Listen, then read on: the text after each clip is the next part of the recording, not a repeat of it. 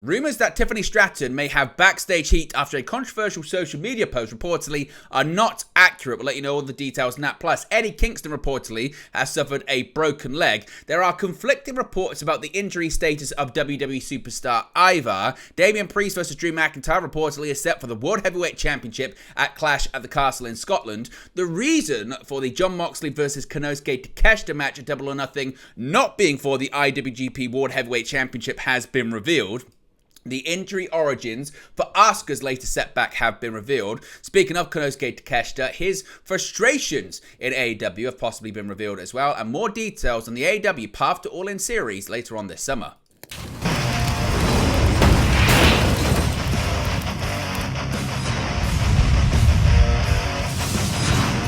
Hey guys, welcome back to Wrestling News 365. Hope everyone is doing very well. As always, there are plenty of news stories to get into in the world of professional wrestling. Let's start off talking about Tiffany Stratton, as there's been conflicting reports about possible backstage heat for the new WWE star. Now, Tiffany Stratton's upcoming Queen of the Ring quarterfinal match against Bianca Belair was plunged into doubt last night, with rumors suggesting that the bout had been pulled due to a TikTok video and Instagram story that Stratton had allegedly shared hyping the match.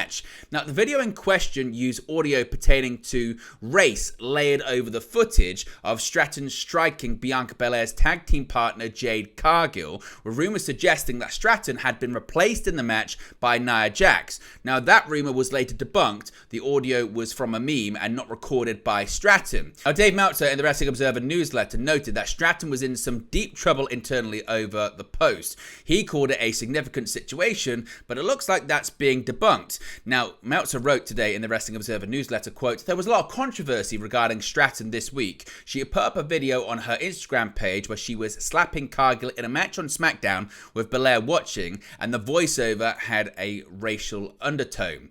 There was also a laughing emoji. Fans started going crazy calling it racist, and she took it down. Basically, if this was someone who wasn't a star, they'd be fired instantly. Lots of fans sent the video on X to Paul Levesque, so it was a pretty significant situation."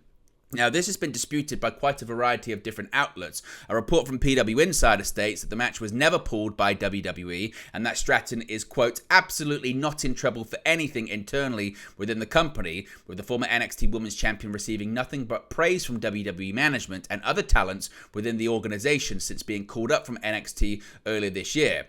What's more, the report claims that Stratton's status within WWE, quote, "remains unchanged, with management still seeing her as a talent with a ton of upside." As of this recording, Stratton versus Belair is on for the May 17 edition of SmackDown, so those reports being significantly disputed. Now, let's talk about Eddie Kingston. We, of course, know that he's not going to be competing at Double or Nothing in Anarchy in the Arena, and an update has emerged on Eddie Kingston following him being pulled from the upcoming AEW pay-per-view.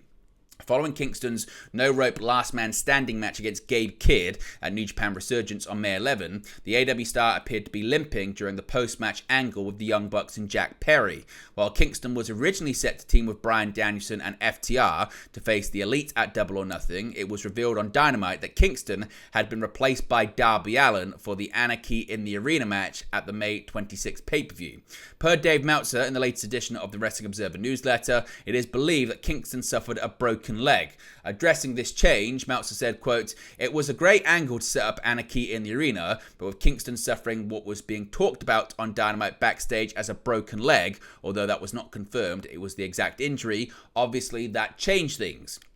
He was limping badly after the match, and they were hopeful the injury wasn't bad enough to put him out. But on May 13, they found out the leg was broken and had to change around Dynamite and the main events for Double or Nothing." Now, speaking of Dave Meltzer, once again, there are conflicting reports regarding a report that he has put out. This time it pertains to WWE superstar Ivar. Now, after Gallus issued a brutal beatdown of Wesley, Josh Briggs, and Ivar at the end of NXT this week, WWE revealed that the latter had sustained an undisclosed injury that would keep him out of action indefinitely. At the time of this announcement, it was unclear if Ivar's injury was merely part of a storyline or a legitimate one. Now, this remains to be the case, possibly, although we may have some more details on this in just a second, as conflicting reports on Ivar's health status have now surfaced. Now, according to Dave Meltzer in the Wrestling Observer newsletter, Ivar's injury was a pre-planned angle to write him off television. The report further notes that the intent was to give Ivar some time off the road due to his hard-working efforts as of late. However, Friday afternoon, Fightful Select issued a counter-report stating that the claim of Ivar's injury being a work isn't true. Furthermore, Ivar is said to have been performing as if he's on borrowed time after undergoing serious neck surgery in 2020. Now, the severity of Ivar's current injury, according to Fightful, is unknown. Ivar last wrestled on the April 30 episode of NXT, losing in a losing effort to NXT North American champion Obafemi. Now, when it comes to Ivar, he's actually cleared up some of the conflicting information surrounding his injury status. Just in the last few minutes at the time of recording this video, he's posted out the following tweets. He said, quote, "There has been a lot of misinformation floating around about me. Let me clarify. Yes, I am injured. Yes, it is very serious. No, I have not had surgery. Still trying to figure out all options and what it means for my future." He then continued by saying, "That being said, I want to thank everyone for the outpouring of love and support. Not only after finding out I was injured, but throughout all of the last several months, I have heard you all." Finally, he concluded by saying, "No matter what happens, I owe it to everyone who ever believed in me to do everything I can to get back in that ring, under those lights, and in front of the most amazing fans on the planet. See you as soon as I can." So what do you make of all of this conflicting information about Ivar? What do you make of the reporting surrounding the injury? Let me know your thoughts about it in the comment section below. Now let's talk about Clash at the Castle, because it looks like we've got a big title match planned for the upcoming PLE. Following its debut in 2022, WWE Clash at the Castle is set to return to the United Kingdom next month. This time, the show will take place in Glasgow, Scotland, and it sounds as though an appropriate match is set to be the anchor for the show. In today's Wrestling Observer newsletter, Dave Meltzer stated that the internal speculation is for Drew McIntyre to challenge Damian Priest for the World Heavyweight Championship during Clash at the Castle. Meltzer noted that WWE has so far positioned McIntyre as the heel and Priest as the babyface in the feud, while McIntyre is certain to get an overwhelmingly positive reception in his own country. Meltzer predicted two possible scenarios for how the match may conclude. Either McIntyre defeats Priest for the World Heavyweight Championship, or CM Punk costs McIntyre his shot, furthering their rivalry. McIntyre and Priest have been at odds for months, but that animosity was taken to the next level following Priest's successful Money in the Bank cash-in at WrestleMania 40, which took place minutes after McIntyre defeated Seth Rollins for the World Heavyweight Championship. On the latest episode of Raw, McIntyre challenged Priest for a match for the title, despite being pulled from the King of the Ring tournament. McIntyre was working through an injury around WrestleMania and hasn't wrestled since April 20, with the company apparently deciding to give the performer some extra time off ahead of the title bout to heal his injured elbow.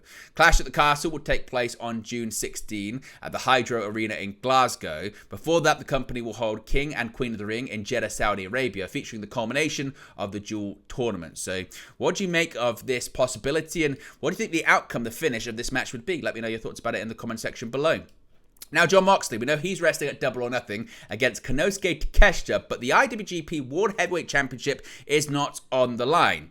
Now, this match was announced by Tony Khan on his own Twitter account, with the purpose of the elimination stipulation being that the bout wouldn't be a title match, but if Takeshita wins, he'll get one at a later date. Dave Meltzer has taken a dive into why the match is a non-title on pay-per-view in the Wrestling Observer newsletter, stating, quote, "I would suspect Moxley versus Takeshita being non-title is because New Japan controls the IWGP bout and doesn't like to announce title bouts with another one scheduled. With Moxley versus Evil at Dominion on June 9, that would make it difficult for Moxley to defend the title before that date. Having said that, this is pro wrestling and all rules are situational. In this case, with a major pay-per-view, Moxley versus Takeshita shouldn't be a non-title, especially since New Japan won't want their world champion to lose to a DDT wrestler. Maybe there are political issues for them approving a DDT wrestler getting a title match, but from a fan standpoint, on a major pay-per-view, both sides should have worked together to make it a title match, unless the idea is for Moxley to lose to set it up for later." Of course, Moxley defeated Tetsuya Naito at Windy City Riot on April 12, 2024 to become the IWGP World Heavyweight Champion. Now, speaking of injuries in WWE, let's talk about Asuka and the origins of her injury that's put her on the shelf for a while now. Now, Asuka last wrestled on the May 4 Backlash Premium Live event when she and Kairi Sane dropped the Women's Tag Team Championships to Jade Cargill and Bianca Belair. The Empress has confirmed she'll be taking some time away from the ring to deal with a knee injury which had been hurting for a while. Per Dave Meltzer in the latest edition of the Wrestling Observer newsletter, Asuka is currently dealing with a knee injury which she suffered on the March 15 edition of SmackDown. Meltzer writes, quote, Asuka confirmed it's a knee injury that is keeping her out of action. It's the original knee injury in the SmackDown angle where she started limping 2 months ago that she took a little time off but then went right back to working on, and it worsened on the European tour and she felt she needed to stay to drop the tag team titles at Backlash and then take some time off. Now, the March 15 SmackDown episode saw Asuka, Sane, and Io Sky of Damage Control attack Bayley to force a disqualification in her match against Dakota Kai. While Damage Control ended the show standing tall after beating Bayley and Naomi down, many fans were concerned for Asuka, who was visibly limping during the segment. We spoke about Konosuke Takeshita earlier on, and reportedly he has had some frustrations recently in All Elite Wrestling. Now, Takeshita was initially announced for a singles match against London Lightning on the May 1st live episode of Rampage, which emanated from Winnipeg, Manitoba, Canada. That bout ultimately didn't take place, with only 3 of the 4 scheduled matches making television. In an interview with DDT Pro Wrestling, Takeshita noted that he was only told that his match had been cut when he was preparing to make his entrance. Addressing his frustrations with this decision, Takeshita said, quote, It's been a few weeks since I got to be on air, and due to the nature of the live broadcast, my match was cut. I was already waiting at the entrance gate with my gown on when I was told so. I carried all those frustrating emotions of that moment into that one match in Budokan. There was that feeling that I didn't want to lose them either. So what do you make of this match being cut? Is that just the nature of live television, or is it something more to be concerned about with Takeshita and how AEW are running things backstage? And finally, a bit more of an update on this Path to All-In series later on this summer. Now, AEW announced yesterday that the promotion will hold 5 weeks of AEW Collision, as well as this year's Ring of Honor Death Before Dishonor at the Esports Stadium in Arlington, Texas. The shows will take place from Saturday, July 20 until Saturday, August 17, building up to the company's return to Wembley Stadium with AEW All In. Writing in today's Wrestling Observer newsletter, Dave Meltzer offered his analysis on the residency, though there is little doubt the decision was made to cut costs. Meltzer believes AEW could reap some additional positive benefits even if the situation isn't ideal. He said, quote, If they can make the venue look different and provide an innovative television experience, it's a plus, Meltzer writes. Obviously, being in residency cuts costs of both touring and setup. Arlington paying them to come opens a new revenue stream that UFC and WWE have been working towards, although obviously the value to the community when it comes to tourism is minimal as compared to WWE's pay-per-views or a UFC live event. As for the struggles that AEW may face with the residency, Meltzer foresees the promotion having a difficult time selling tickets while remaining in the same city for so long. That means lower priced tickets, but this may be offset by the city paying AEW to bring the show there. In recent years, shows like NXT have shown the benefits that a smaller, passionate crowd can bring to the table. However, Meltzer pointed out this can also lead to a familiarity with the product that results in less excitement over time. Ring of Honor Death Before Dishonor is set to take place on Friday, July 26, while all of the Collision shows seem to be airing in its regular Saturday time slot. Tickets for all shows will go on sale the morning of Thursday, June 6. But there you go, guys. The latest pro wrestling news for you. Be sure to smash a like on the like button. Be sure to subscribe bottom right hand corner. As always, let me know your thoughts in the comment section below, and I'll speak to you again very, very soon. Hey guys, thank you for watching, listening, streaming, or however you come video today. Be sure to click on the video on the right there to watch our next video, or click the bottom there to subscribe, or the bottom right hand corner. Thank you very much, and I'll speak to you again very soon.